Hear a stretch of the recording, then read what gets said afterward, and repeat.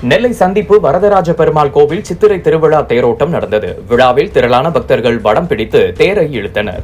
நெல்லையில் உள்ள பிரசித்தி பெற்ற வைணவ தலமாக நெல்லை சந்திப்பு மேல வீரராகவபுரம் வரதராஜ பெருமாள் கோவில் அமைந்துள்ளது. இந்த கோவிலில் சித்திரை பிரம்மோற்சவ திருவிழா ஆண்டுதோறும் வெகு சிறப்பாக நடைபெறும்.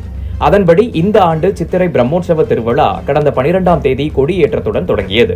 தொடர்ந்து 10 நாட்கள் நடைபெறும் விழா நாட்களில் சுவாமி தினமும் சிறப்பு அலங்காரங்களுடன் பல்வேறு வாகனங்களில் எழுந்தருளி அருள்பாலித்தார். 2ஆம் நாள் திருவிழாவில் அம்ச வாகனத்தில் தொடங்கி 8ஆம் நாள் விழாவில் குதிரை வாகனம் வரை பல்வேறு வாகனங்களில் சுவாமி எழுந்தருளும் நிகழ்ச்சி நடைபெற்றது. 9வது திருநாள் அன்று சிகர நிகழ்ச்சியான தேரோட்ட திருவிழா நடைபெற்றது.